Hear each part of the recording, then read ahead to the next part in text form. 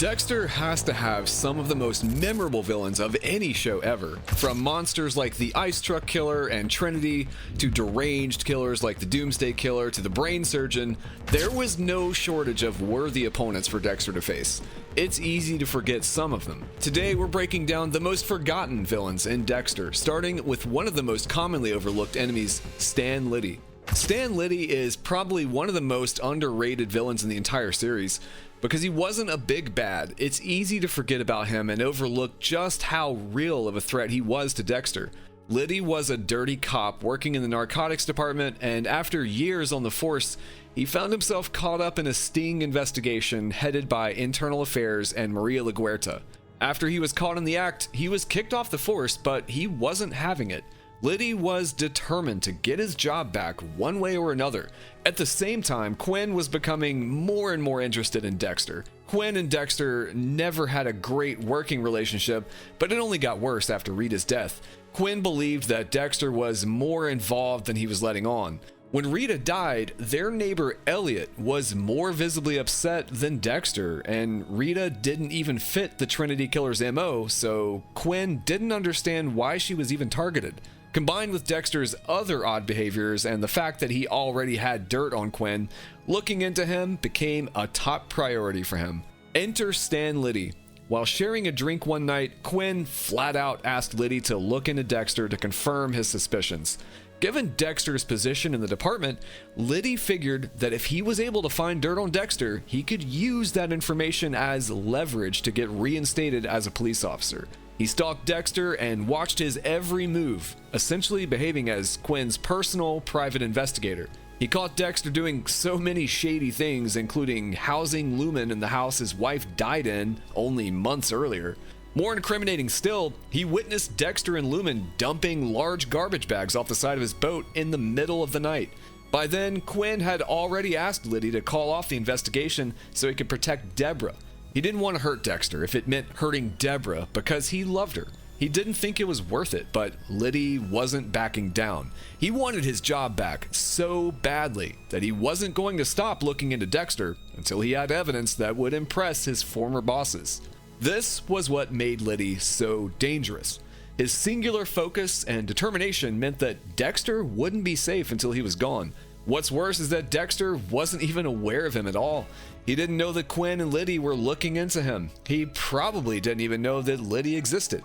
As a result, Liddy was able to get so much information on Dexter, even though he is incredibly careful at all times. Perhaps he was distracted by Lumen or still trying to get back to his old self after Rita died and his family fell apart. Dexter was also navigating single fatherhood, having to raise a very young Harrison on his own. Whatever the reason, he didn't realize that Liddy was onto him. Liddy's intense focus on Dexter made him a major threat to Dexter's freedom.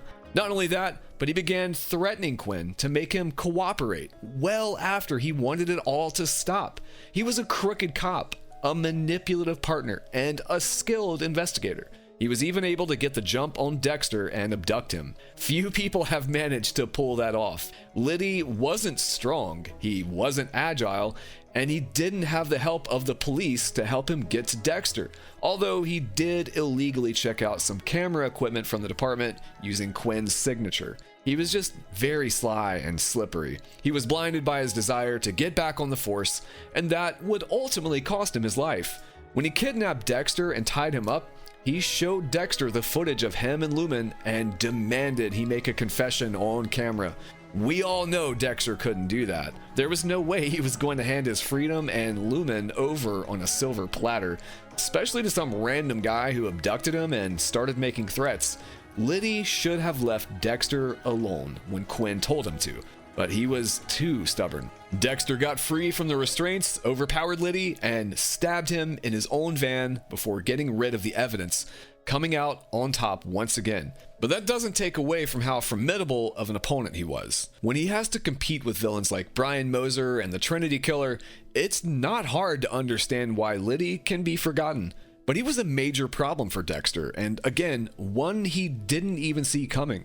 A few different moves on Liddy's part, and Dexter's entire world could have fallen apart. The evidence of him dumping bags into the ocean would have been huge for someone like Maria LaGuerta, who never believed that James Dokes was the Bay Harbor Butcher in the first place. A formal investigation into Dexter could have revealed so much more, especially if the police got to Lumen and started looking into how they knew each other. Add to that the fact that you can count on one hand the number of people who have ever caught Dexter off guard and subdued. You were looking at a villain who was clearly more of a problem than most people remember. Stan Liddy was very dangerous, but he's often overlooked when the series is discussed. And he isn't the only one. George Novikov seemed like a minor background player in season 7, but he was a lot more treacherous than he gets credit for. George was tied directly to the Ukrainian mob, the Koshka Brotherhood, and Isaac Serko, who is the villain most people remember from that season. While Novikov never dominated the screen the way Serko did, his actions helped set the dynamics in motion that led to Dexter and Isaac teaming up instead of hunting one another to the bitter end. Before it was all said and done, he showed just how manipulative and cutthroat he really was. For George, anyone was expendable if it meant protecting his business and the mob as a whole. Novikov was a mid-ranking member of the Brotherhood, which was operating out of Miami with a number of sleazy strip clubs, which served primarily as covers for laundering the mob's dirty money. He presented himself as a polished, business-focused person, but beneath that surface, he was ruthless and politically minded, only really looking to protect and strengthen his own position within the Brotherhood. Unlike Isaac Serko, who was motivated largely by his loyalty and grief, Novikov was motivated by control and self-preservation. Some of Novikov's most notable manipulations were directed at Detective Quinn. After the police department started shutting down his club every day to get to the bottom of Mike Anderson's murder, Novikov deliberately targeted Quinn, offering money in exchange for getting the investigation tamped down. This was a highly calculated move. George knew Quinn was vulnerable because of his past shady dealings while working as a police officer, and he exploited that. By dragging Quinn back into his orbit, Novikov gained inside access to police movements and investigations without Quinn fully understanding how much he was being compromised. Quinn didn't even want to take the money, but when he tried to return it and tell George that he wouldn't be doing his dirty work, George switched tactics and started blackmailing Quinn by threatening to expose his past actions as a dirty cop. George even went as far as assaulting one of the women who worked for him, who was dating Quinn, just to get under Quinn's skin and assert his dominance. George's evil truly knew no bounds, and it didn't stop there. Novikov eventually turned on Isaac Serko as part of a broader internal power struggle. At the time, Serko was the acknowledged leader of the Koshka Brotherhood in Miami, but his emotional attachment to avenging the death of his lover Viktor Baskov led to him making increasingly reckless decisions, making the Brotherhood vulnerable to continued investigation, which hurt their profits. Novikov saw Isaac's grief-fueled vendetta as a liability to the organization. Rather than confronting Serko directly, Novikov attempted to undermine him quietly by convincing the other higher-ups in the organization to take Isaac out. When Isaac figured out that the Brotherhood was sending hitmen after him, he knew that his best chance at survival was to team up with Dexter to get them off his back. He had already seen how efficient Dexter was as a killer during their own game of killer cat and mouse. He wouldn't have been able to simultaneously field attacks from Dexter as well as 2 other killers, all of whom had the singular focus of killing him. After Dexter and Isaac got better acquainted, they gained a mutual respect for one another and called a truce. They managed to kill the hitmen who were after Isaac, but just as it appeared that Isaac was in the clear, George emerged, fed up and looking to put an end to the entire mess once and for all. He shot Isaac squarely in the stomach and fled, leaving Dexter to give him an impromptu burial at sea. Eventually, George got his comeuppance when Quinn shot and killed him, but before he was murdered, he was wreaking a ridiculous amount of havoc around Miami as a member of the Brotherhood. Isaac Serko was not an easy target, but George was able to take him out even when trained hitmen failed. George was a murderous, woman-abusing, drug-trafficking menace with a heart of stone, and he had been for years. He was a force to be reckoned with, and even though he wasn't targeting Dexter, he still stands out as one of the most cunning and despicable villains in the series. He had no loyalty or concern for anyone else, and it showed. He was a monster, but he wasn't even the worst one. Little Chino killed with a frightening combination of brute force, gang protection, and legal loopholes. He was an enforcer for the 29th Street Kings, a violent Miami gang tied to multiple crimes, including murder. They used intimidation campaigns and witness silencing to keep their organization running smoothly and keep police out of their business. Chino wasn't subtle, clever, or psychologically complex, but he was still very dangerous because he was nearly unstoppable and protected by very good attorneys.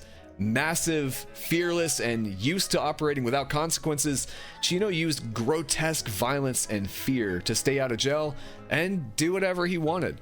By the time he ended up on Dexter's radar, Chino was already strongly suspected in several machete murders, including the recent killing of a man named Rafael Arenas who was trying to leave the gang.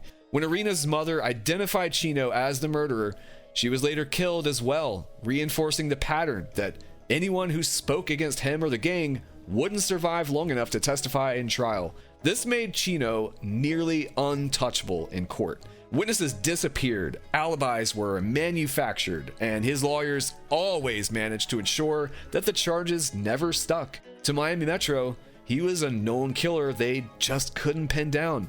To Dexter, of course, that made him a perfect target. Dexter's pursuit of Little Chino was one of his most physically dangerous encounters he ever had. Unlike many of Dexter's victims, Chino was strong enough to fight back. That's another thing that makes him a formidable villain despite never really getting any recognition. When Dexter first attempted to abduct him, Chino escaped, turning the tables and nearly exposing Dexter in the process. That almost never happens. Little Chino was brutal and heartless. He even targeted a young boy who had provided information to the police, planning to kill him just to send a message and eliminate any loose ends. His depravity was disturbing and equal opportunity. Women, children, desperate young men, it didn't matter. He would kill anyone he wanted to, and he had at least 10 victims under his belt, proving that fact. Eventually, Dexter did manage to get him successfully strapped to a kill table. Dexter ended him by stabbing him in the chest as usual, which was a fitting end for a man who had terrorized Miami and ruined so many lives. But by then, he had already committed so many horrific murders, silenced countless witnesses, and destroyed plenty of innocent lives, all because of his commitment to the gang. It was clear that Little Chino was truly a force to be reckoned with and had to be stopped, and he showed absolutely no remorse. He was furious and defiant until the very end. There was no doubt that he would continue killing for as long as he was alive and able.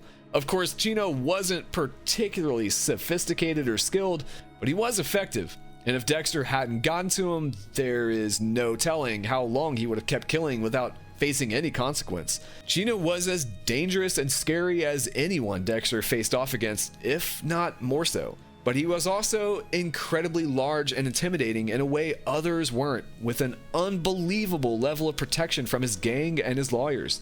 He overpowered Dexter once and had him on the run for a minute, putting Dexter at risk of being exposed by seeing his face and still managing to escape his kill table.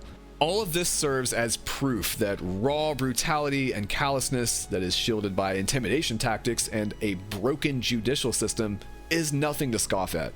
When discussing the most vile antagonists in the Dexter universe, Little Chino most definitely deserves to be mentioned more often. He was a disgusting killer, and for years, nothing, not even the police, could stop him. But based on this next villain's actions, maybe the cops were too preoccupied with the corruption within their own ranks. Maria LaGuerta is a case study in how personal ambition can masquerade as integrity in public-facing work. On paper, she was one of Miami Metro's most accomplished leaders. She was a capable and brave detective. She was politically savvy and relentlessly driven. But beneath that polished exterior was a woman who consistently put her own advancement, image, and personal gain above the people she claimed to protect.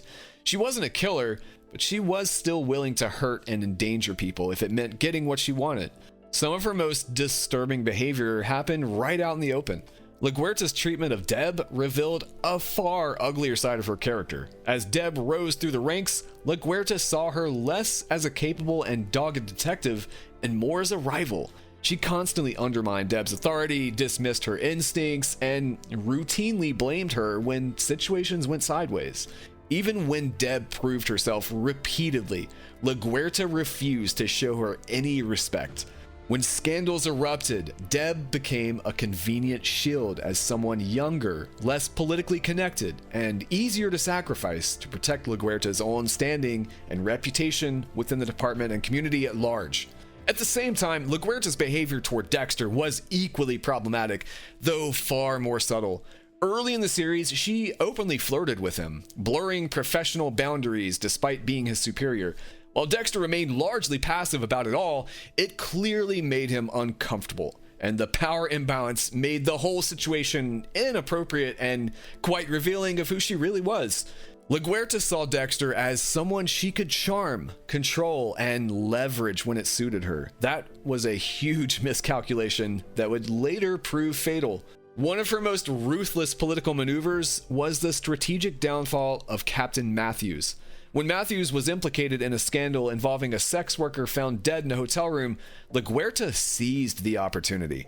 First, she tried to help him cover it up, even willing to deny her family any justice if it meant getting one up on Tom and having him owe her a large favor if she needed one in the future. But Deb wouldn't let the case go. She was determined to get to the bottom of how the woman really died, and eventually that led her to the discovery that Matthews was the John with her the day she died. Matthews was eventually able to get Deborah to drop it and move on by convincing her that the girl had an overdose, and reporting him would do more harm than good. But he didn't anticipate Maria being the one to use the information against him. She leaked the information to the higher-ups, and they gave Matthews the option to step down before he was shamed publicly and fired for the incident. Now, Maria may have been planning to do that all along to get Matthews' job, but she was able to play Matthews off Deb and make him believe that the reason the news spread to his superiors was Deb's fault for not dropping it initially.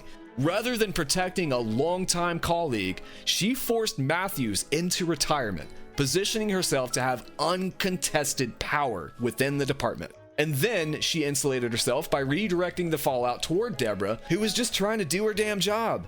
And Deb had actually decided to let it go to protect Matthews, a man who had known her whole life, and even promoted her to lieutenant. Maria was willing to destroy Matthews and his relationships and ignore a woman's untimely death just to get what she wanted.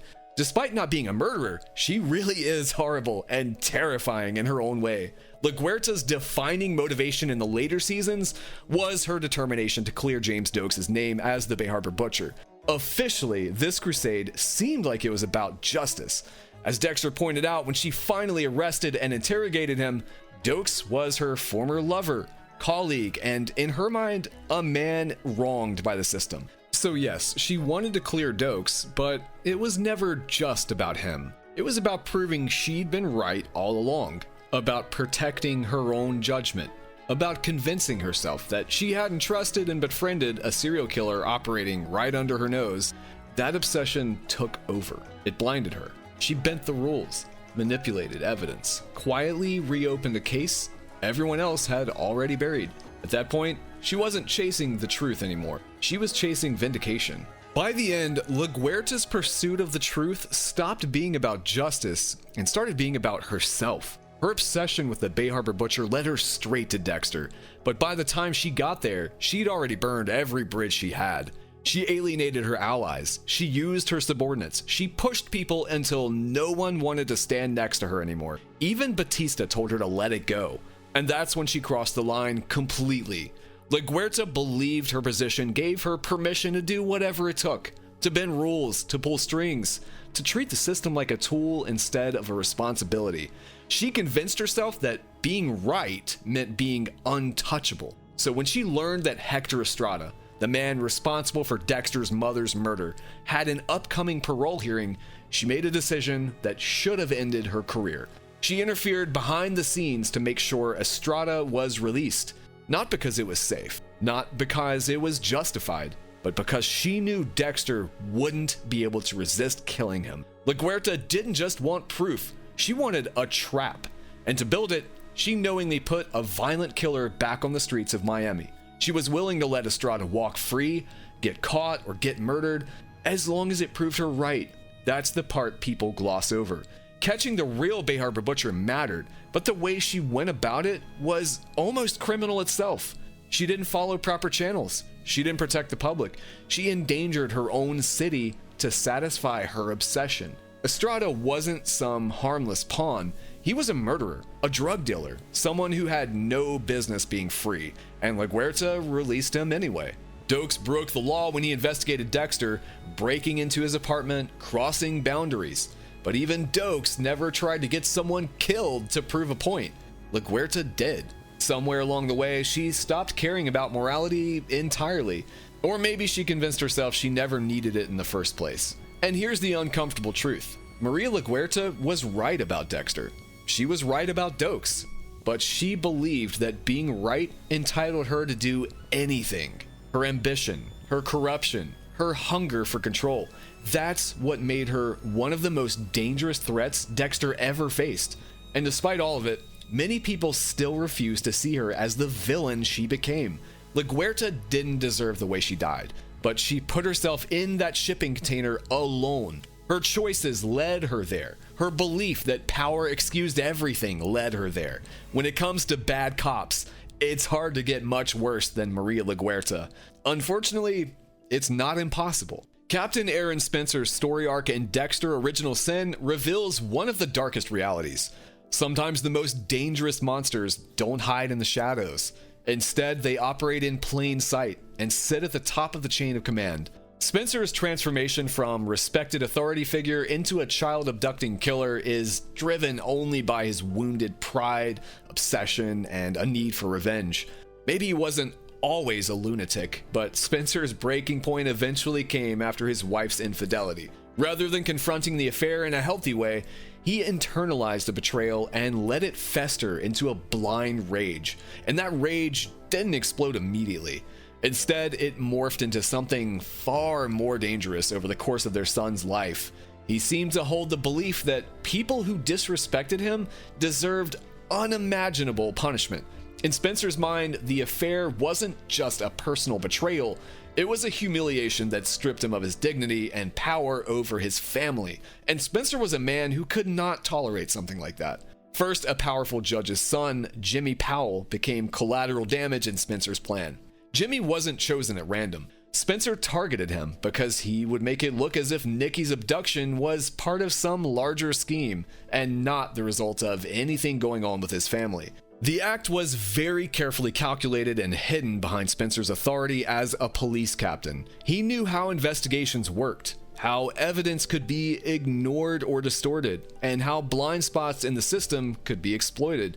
And he knew that no one would suspect him because of his role as the captain. He clearly put a lot of thought into how he was going to make his ex-wife pay for what she did to him. What makes Spencer especially disturbing is that the murder alone wouldn't have satisfied him. Instead, it escalated into this need to dominate and punish.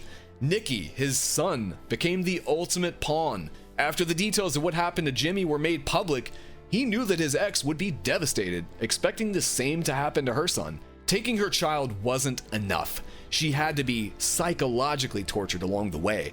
He really wanted her to suffer. He wanted her to feel the same helplessness and loss that he believed she had inflicted on him. Captain Spencer wasn't the most prolific killer. Perhaps he would have even stopped killing after he murdered Nicky, but maybe not. After he knew that Dexter had him dead to rights, he was desperate and knew that he would be exposed, or worse, so he went full psycho. He broke into his ex-wife's house, knocked out her new husband, and tried to kill her too. If Dexter hadn't intervened when he did, she and her son would have died, and Spencer may have even gotten away with it all because of his high rank with the homicide department. And a large part of what makes Spencer frightening was his ability to hold a grudge. His hatred for his ex-wife had been brewing for nearly 15 years, and it showed no signs of slowing. He was willing to go to extreme lengths to get back at her, and that included killing kids, one of the most disgusting and heinous actions a person could ever take. He didn't even love his own son, despite helping to raise him his entire life. Nicky was just a pawn in his years-long revenge plot against his wife for cheating on him and ending their marriage. The motivation for killing was so weak, and his acting during the investigation into Nicky's disappearance was so convincing that it begs the question, What else had he been up to while he was heading the homicide department? Who else had he retaliated against over the years to get revenge over a random or personal slight? Someone like Captain Spencer can't be trusted with the power that comes with being the captain of homicide. He can't even be trusted to be on the streets. His corruption was unending. And let's not forget that he managed to fight Dexter off at least once, something that rarely ever happens. And don't forget what Spencer was willing to do along the way. He got Bobby, one of his own lead detectives, shot and nearly killed during that fake investigation into his missing son. And that wasn't collateral damage, that was recklessness bordering on intent. With the way Spencer operated, it's a miracle more people in the department didn't end up dead, because Spencer wasn't just unstable, he was dangerous. He was a delusional, vengeful murderer who used his badge as cover.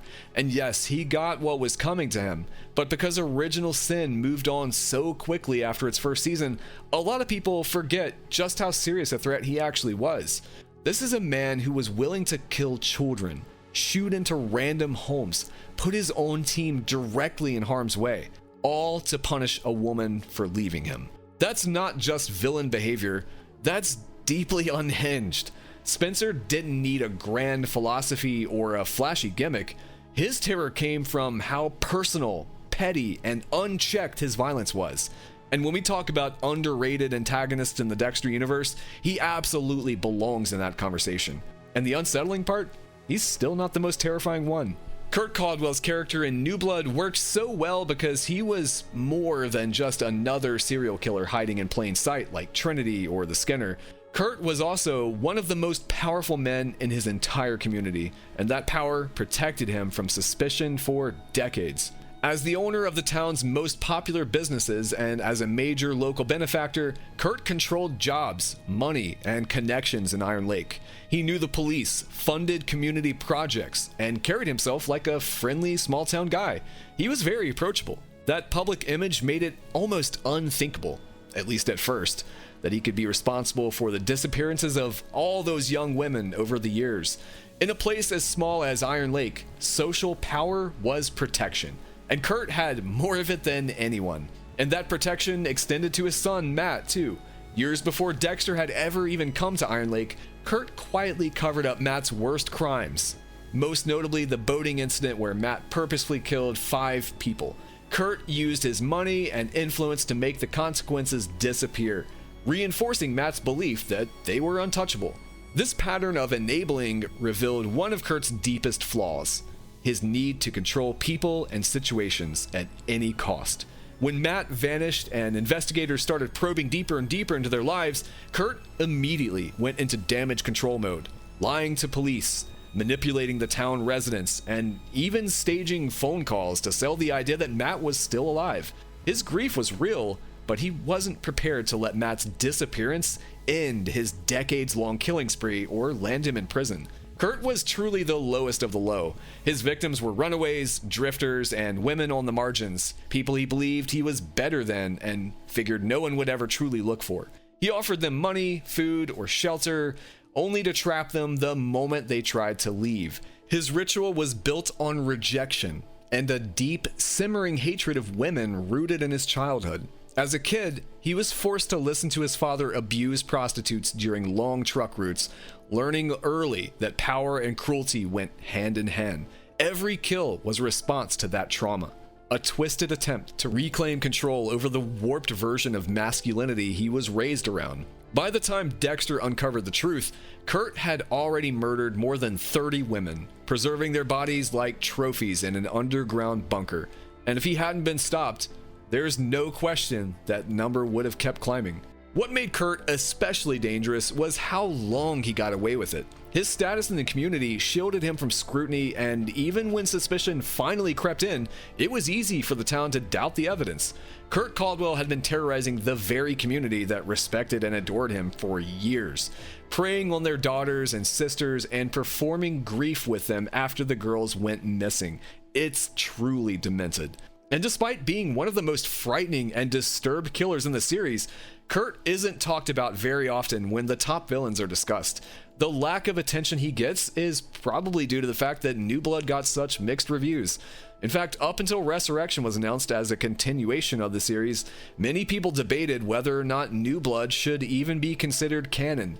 The series was very compelling, and John Clancy did a phenomenal job portraying Kurt Caldwell, but the ending was so rushed and dissatisfying that some fans were willing to disregard the show completely.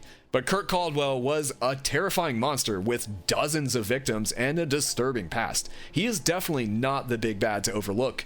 He's more horrific than most. Which villains do you think were the most forgotten and underrated? Did we forget any good ones? Let us know in the comments below. If you like this video, check out the 7 levels of Dexter villains. Don't let that subscribe button go forgotten, and as always, thanks for watching.